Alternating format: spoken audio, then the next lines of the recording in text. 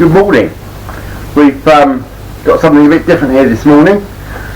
This is not my bike. It belongs to a motorcycle club that I've belonged to for about 30 years. It belongs to the Wimbledon District Motorcycle Club. The club now is very small, perhaps 20 members at most. None of them live in Wimbledon anymore, and the club really is mainly consisted of fairly elderly people now, although I must say I'm probably the most elderly one, but it's now a very small club. But the club has been going for, well, since the First War at least, the First World War, since the end of the First World War. And this bike used to be a training bike owned by the club that it used to use to train riders, both in riding motorcycles and in the sort of care and maintenance of them.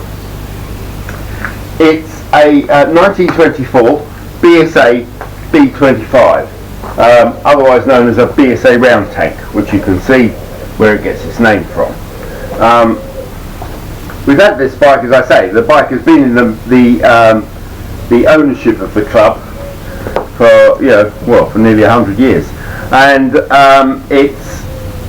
it was restored about 30 years, no, perhaps 25 years ago, by one of our members, John Barnett, who basically fixed things that were wrong with it, painted it up and made it look nice, and turned it into the bike you see here today, and he did an excellent job. However, when we tried to use the bike, and we found that it did not run that reliably, so there was not enough enthusiasm in the club at the time to spend much time with it, and it was put into a museum, and it was in the London Motorcycle Museum for quite a number of years. We have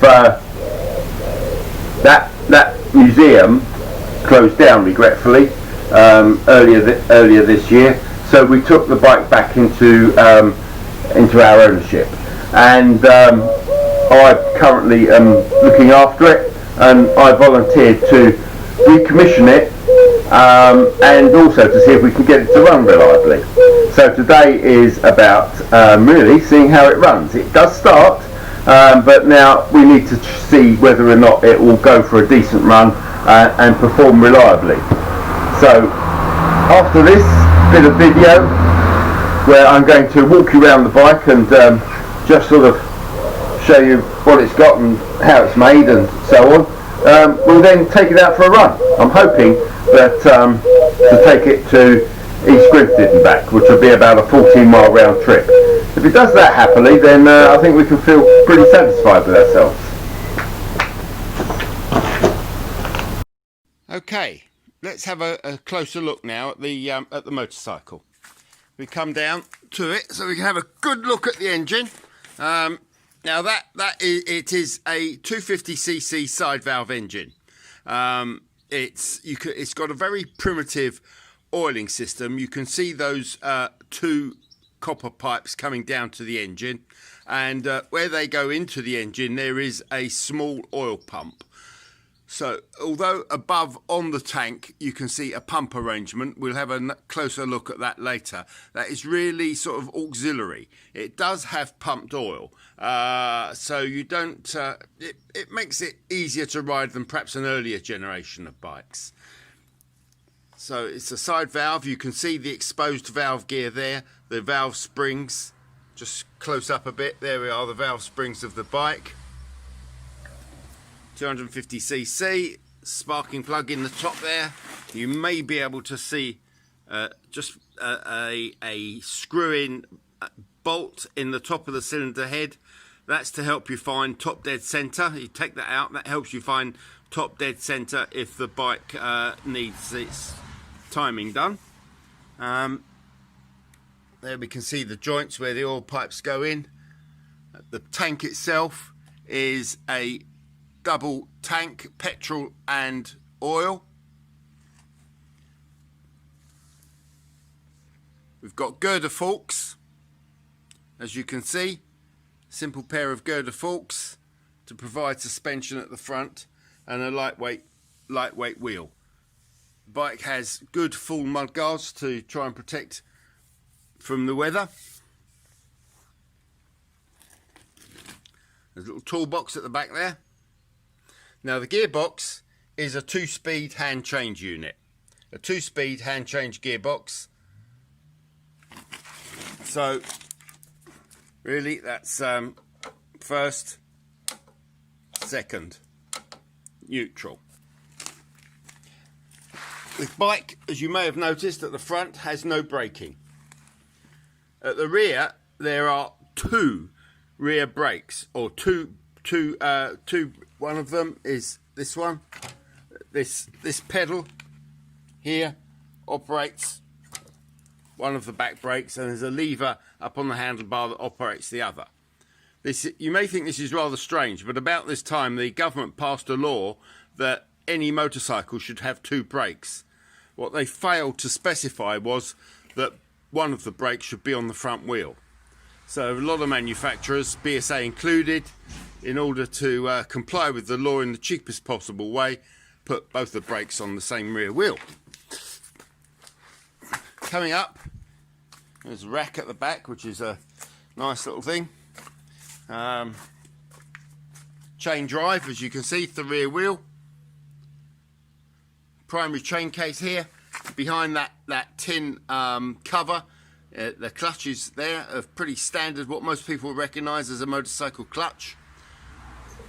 Down there is the magneto, a Lucas magneto, power the ignition. Coming up, here is the oil pump arrangement with a sight glass. The pump mechanism here, this thing you can use to pump the oil, and this regulates the flow of oil around the engine. Coming up to the controls, we have a hooter without a bulb at the moment. One's on order, but there will be a bulb hooter going there. This is the clutch lever. This is the decompressor. This lever here is the decompressor. Advanced retard lever for the ignition. This is the other brake lever that operates the other rear brake. And here we have the, we don't have a twist grip. We have 2 levers that control the carburation and the fueling to the engine. The bottom lever is called the throttle, which regulates the amount of petrol being delivered, and this is the air lever, which regulates the amount of air being delivered. Comfortable pan saddle. The whole bike is very light and very easy to manoeuvre. So we'll now try and start it up and just listen to a run.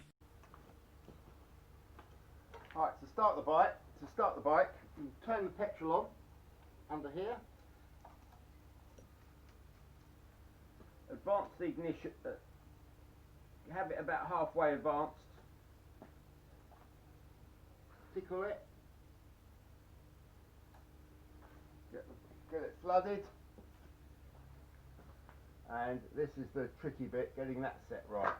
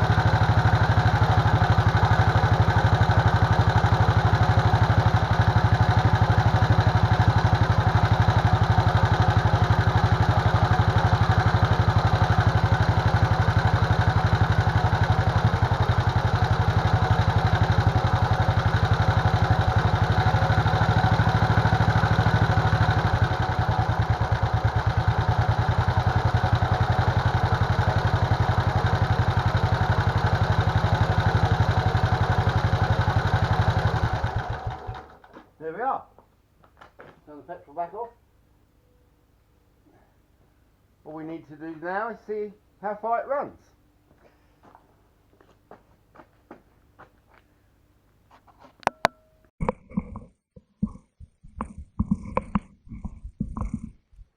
Right, we're now going to take the bike out for a ride. I'm fitting my new control device from this new camera I bought, which I'm hoping is going to give a better image of the ride.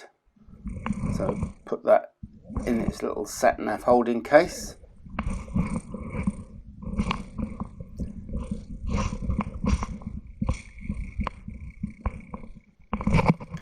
Right, so turn the petrol on. Starting procedure for this bike is much like most bikes, old bikes.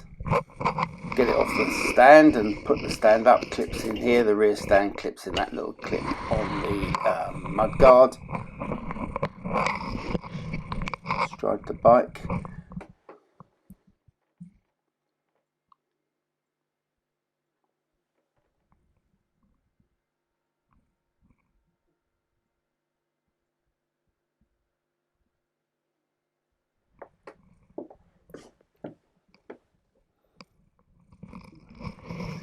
Now tickling the carburettor. There's a little tickle button on top of the carburettor, and I'll flood that. Pump a bit of oil up, so it's good to prime the oil tank. So you pump this until you get some oil coming out of the oil tank into that drip feed, where it will drip down into the engine.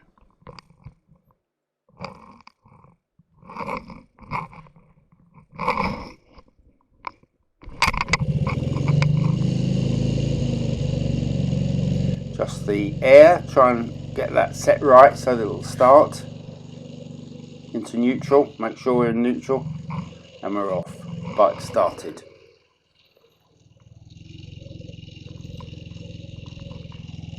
Make sure everything's clear. You can see I'm using on the right hand the air throttle, which is the upper one, to control the speed mainly. Luckily the road is fairly empty this time of morning, because this motorcycle has very little in the way of brakes. It's got two back brakes, or two blocks that operate on a rim at the back. One's operated by the lever on the handlebars, the right hand lever, and the other one is operated by a foot pedal, right foot pedal.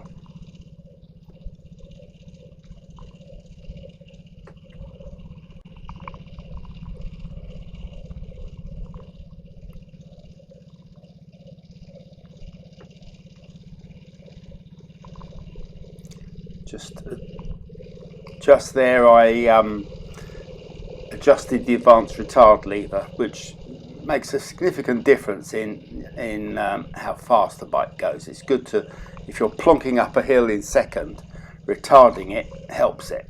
But once you get going and the revs build, you need to advance the lever to get the best speed out of the bike.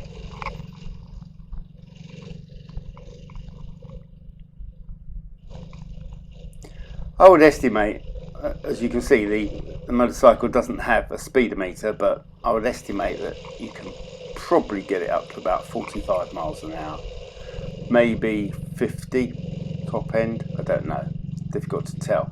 I might try and experiment using the sat nav, because that will tell you how fast you're going, and see if I can figure out how fast it goes.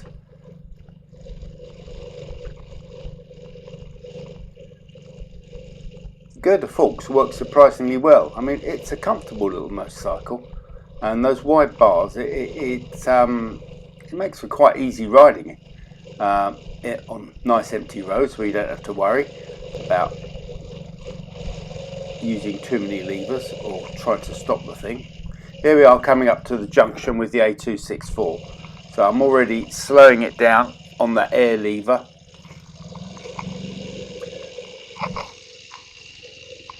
And clutch in, foot brake, there we are. I will putting it into first.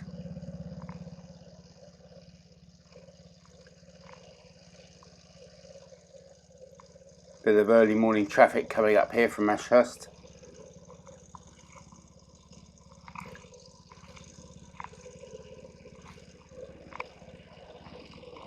Oh, it looks like it might be off now. Yep. Now this is uphill here, so it's important to get the revs going as much as we can before attempting to put it into second. And that was quite a quick change. Hope it didn't crash the box too much. And it's, you can see really, now that I've shoved it into second, the bike is struggling a bit. But as we get up this hill, it'll pick up speed.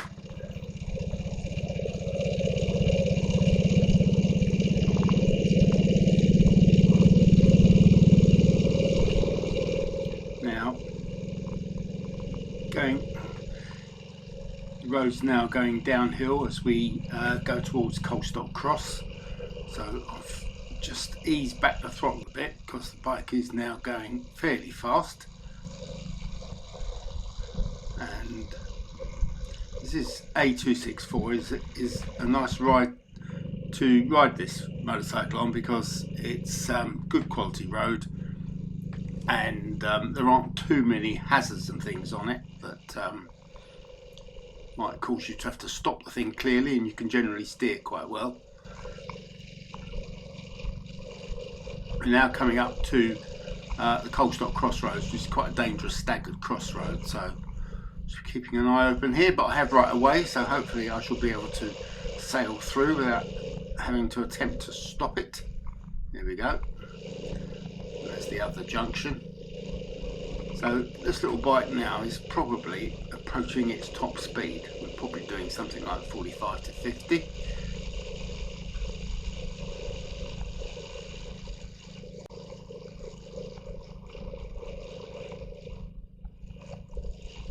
And we shall soon be going through Hold Tie. There's a golf course there.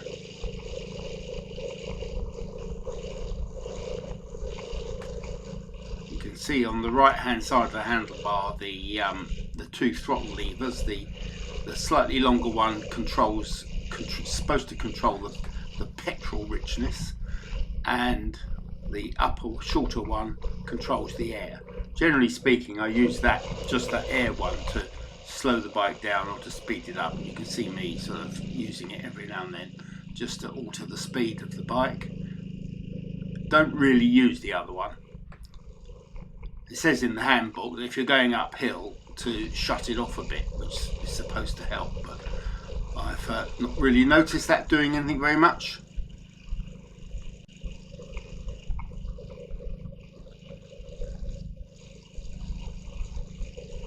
So as you can see, a nice long straight road, plenty of visibility.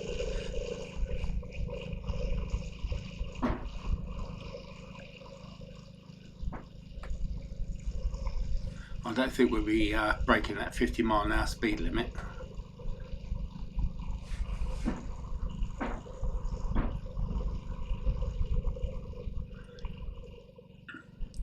Sometimes you get golfers and so on crossing here. There's a golf course on the right.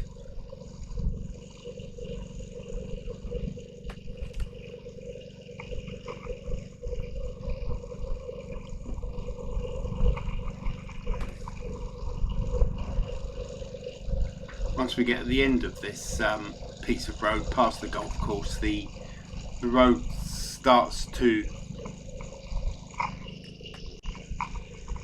get more bends in it.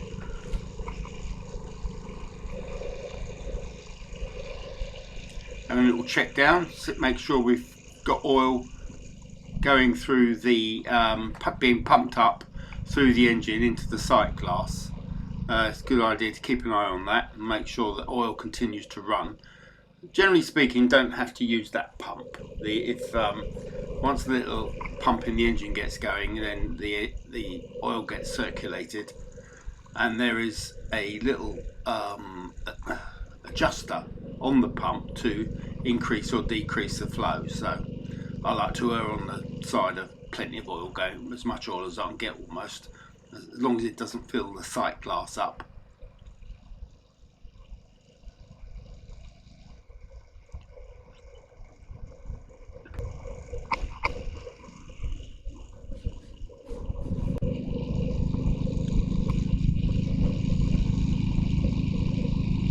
Once you get the bike into second gear, generally speaking, there is no need to change, except if you either hit quite a steep hill, or you obviously have to stop the bike for any reason. So once you get into second, generally just leave it there.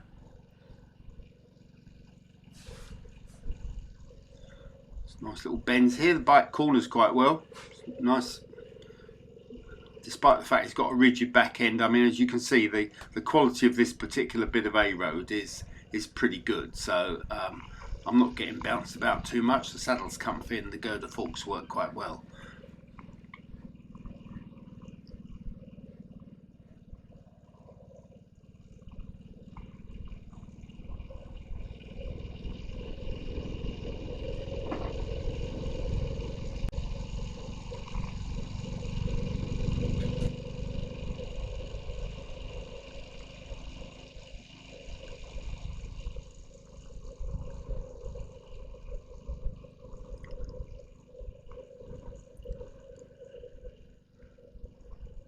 Generally speaking, I'm not going fast enough to worry too much about the slow signs for bends.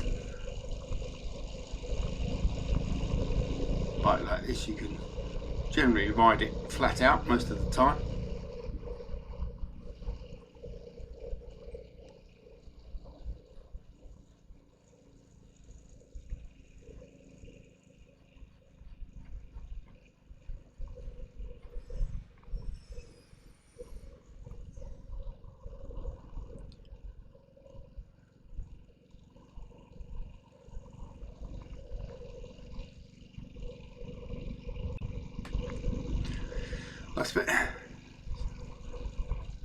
Although the camera doesn't show behind, what I'm occasionally doing is just checking to see if there's anything behind me, and I am trying to keep to the left a bit because I'm probably going slower than most traffic this time of morning, so I am trying to make it easy for people to get past me and make sure that I'm not causing some sort of traffic hold up.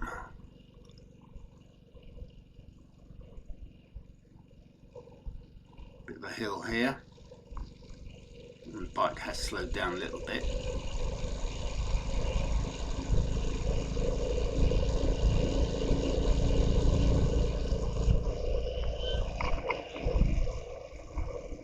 Ambulance, as you can see, going considerably faster than me.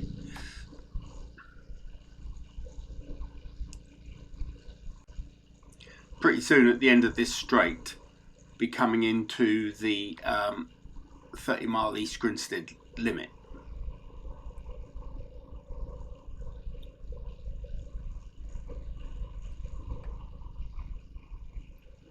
I think what I'm going to do is take the bike as far as a roundabout, which takes you off into different directions of East Grinstead, and turn around and go back home again, because I don't really fancy trying to ride it through East Grinstead in the early morning traffic.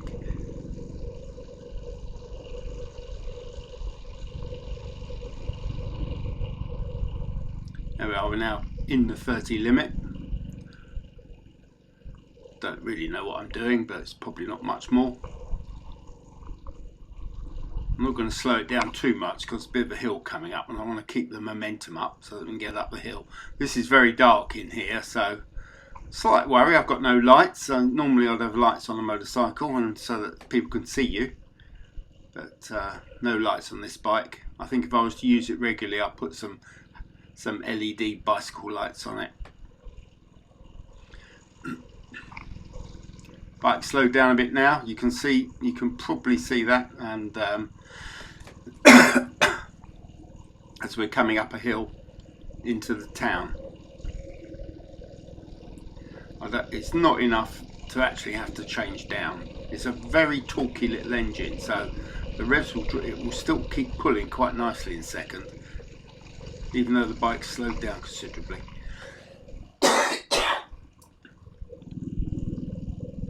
Right, as you can see, it's now getting built up. And I know from memory this piece of road is actually quite poor, with quite a lot of bumps and potholes and manhole covers in it, so I'm expecting to get bounced around a bit.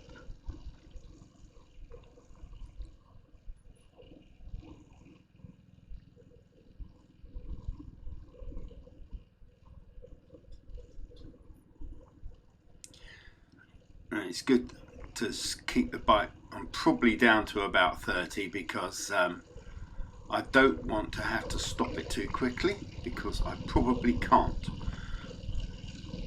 One does get very good at sort of plotting avoidance moves and swerves should something happen.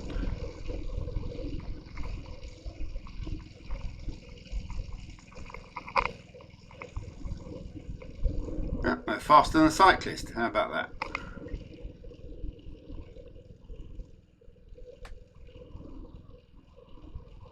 Nice little engine on this bike. I mean, it just sort of thuds along and it's nice and torquey, and despite just being a 250 side valve, the bike is so light. It's probably lively is the wrong word, but it doesn't feel unnecessarily sluggish.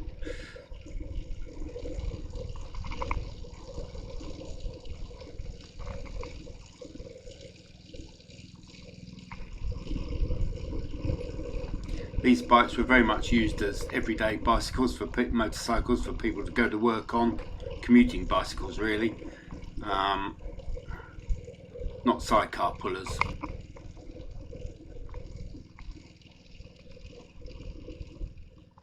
Right, we'll be coming up to the first little roundabout soon, which is fairly easy. I should be looking here for traffic, and there it is. I'm hoping it's going to stop for me so I can just go straight through. That's great. And then soon we'll be up to the other one. This one's a bit trickier because I'm signalling here, because actually I want to go all the way around it, and I'm hoping I won't have to stop. I'll put the thing into first gear. Down we go, nice and slow and off. So that was negotiated without any drama, that's good. Back round this second one. Nothing there, excellent. Right. Open it up into second and off we go. Back home again.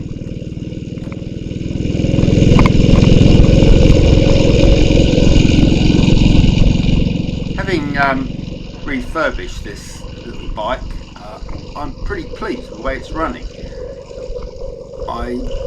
When we first started to ride this bike some years ago, after its restoration, it was endlessly troublesome, and we couldn't get it to run for more than a mile or so before it would seem to stop for inexplicable reasons.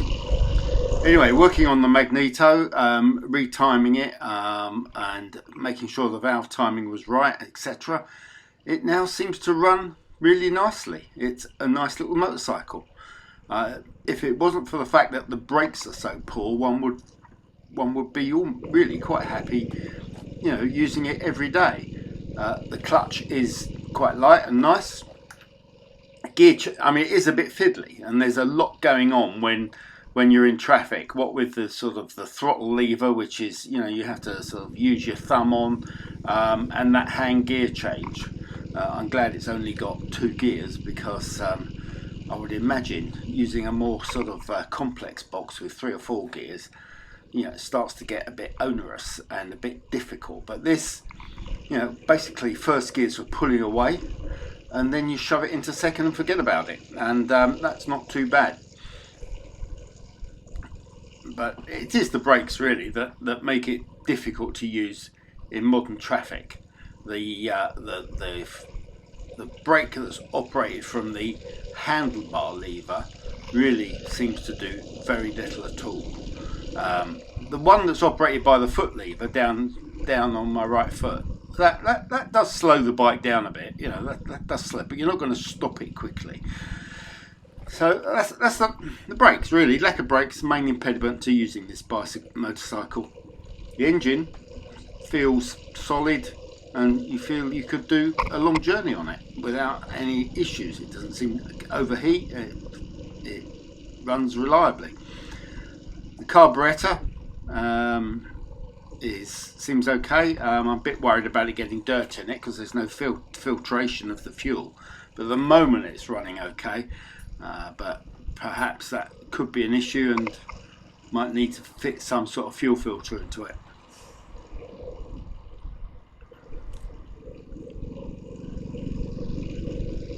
Just advancing the throttle a bit there and opening up the throttle. We're coming out of the 30 limit, and not quite yet, but we are, and so you can start to ride it pretty well flat out, I guess.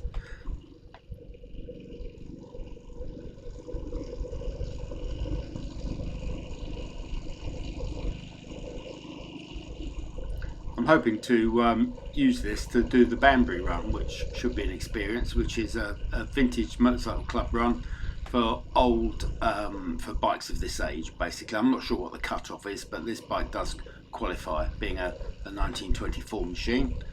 The local section of the VMCC also has runs for what they call girder forks and rigid back end motorcycles, so next time they do one of those, I shall try and get that in the diary and take it out on that.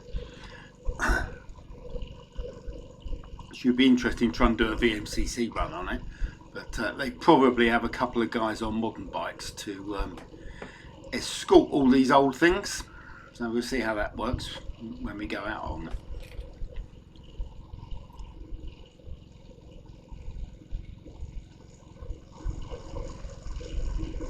This run into East Grinstead is about 7 miles, 7 to 8 miles.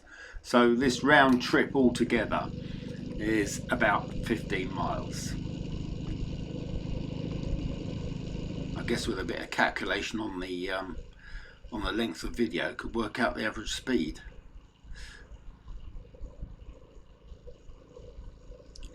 Probably not more than 30, 35 really.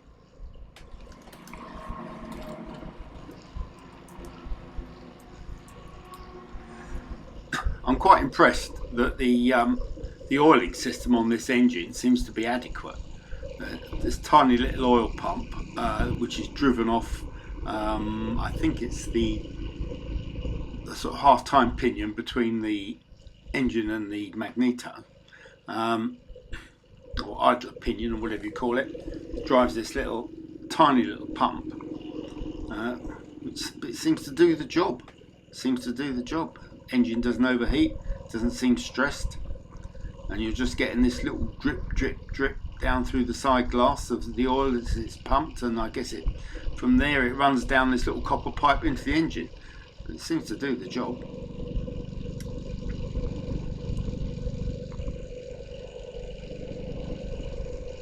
The handbook does say that if you're going up a hill, you could, help it a bit with the pump, and I guess what they mean there is that when the revs drop and you're slogging up a hill in second at very low revs, then maybe there's not enough being pumped round, and helping it a bit with the pump is a good idea.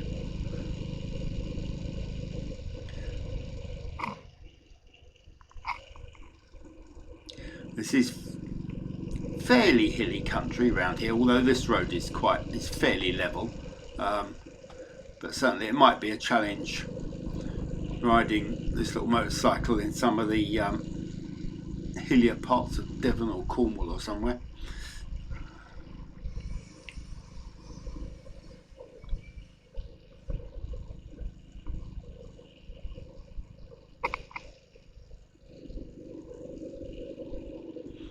Bike does have a valve lifter, but I've not really found any need to use that.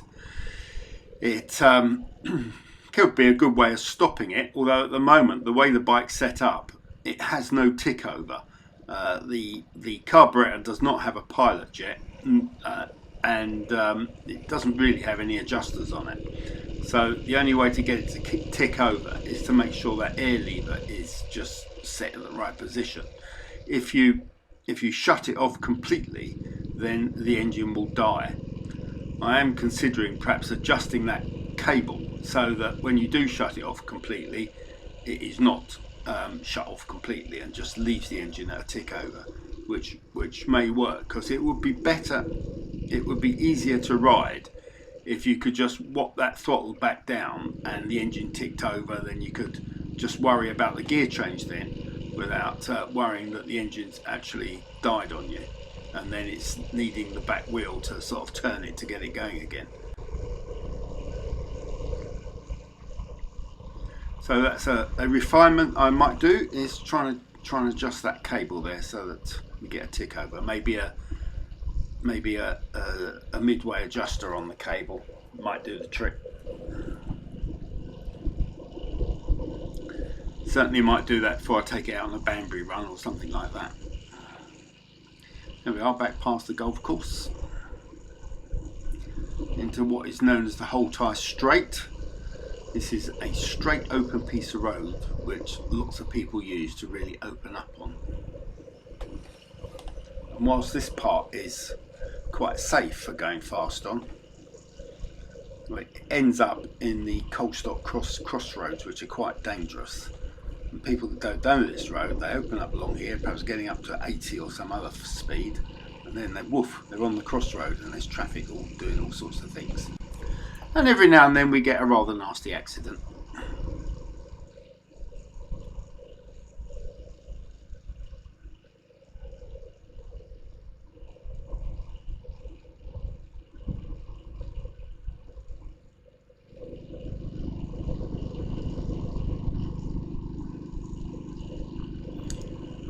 This bike was used by the club before the war as a training bike. I guess you did have to give people quite a bit of training then. I mean, there's a lot to do on this little machine. What with these, the way the throttle works and the advanced retard. I'm opening up a bit there, and this gear lever down there, and brakes that don't really do very much. There's a lot going on. So I would guess training was a good idea to try and get people to ride these things safely. Been a lot more horses on the road in 1924 as well, so you had to sort of be aware of them and slow down and keep the noise level down. Horses often don't like motorcycles.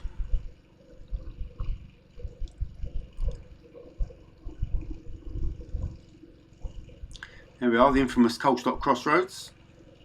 Through we go, good.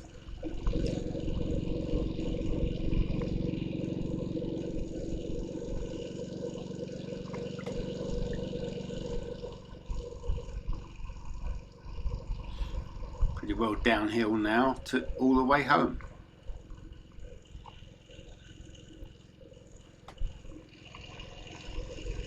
Sometimes see the two little caps there on the petrol tank. The forward one is the is for the oil tank, and the rear one for the petrol.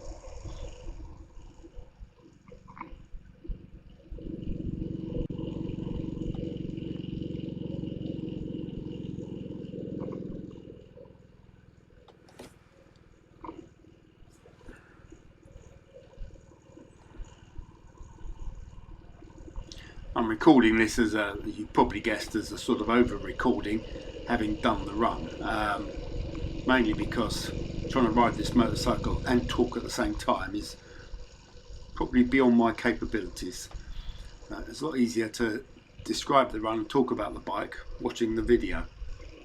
And we're going to come up to the left hand turn soon, which are into the lane that takes us down to Blackham.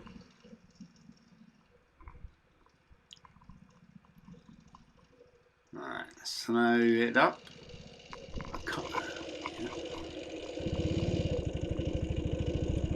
Seem to have got round there in second okay. Maybe if it was going very slow I might just whip the clutch in to help it a bit. Got to be careful down these lanes as well, because some nasty blind bends, and you really have got to be aware of a tractor or a milk delivery lorry, milk collection lorry coming the other way, taking up the entire road. So often looks scarily fast on the video, but I'm probably actually going quite slowly. This bend in particular, just coming up here, times I've been around that and found something nasty coming the other way. Especially in the morning, get people hurt along here in great big Range Rovers and things, taking up most of this lane, not imagining anybody might be going the other way.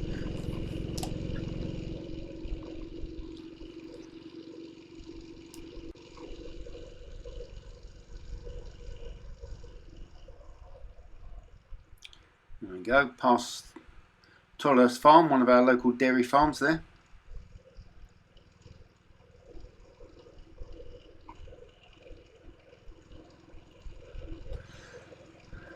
Now this bit of road here is a well-known deer crossing point, which it's not too bad during daytime, but at night time you've got to be careful. They suddenly leap through the hedge at you as they make their way from Ashdown Forest further north.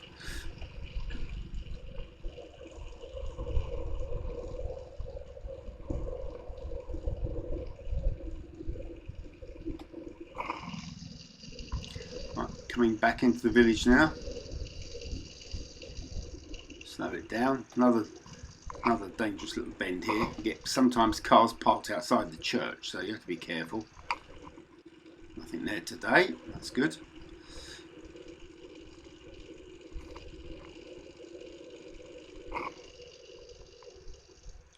Now, have I changed it? Yeah, I'm signalling because I've got to get it down change it down into first, slow it down, and up onto the drive. Excellent. And the door's open. That's handy. Stick it next to the little Velocette, which is no faster than this thing, I don't think, really. About the same in, although it's 200. It's a bit less than CC, but quite a lot newer.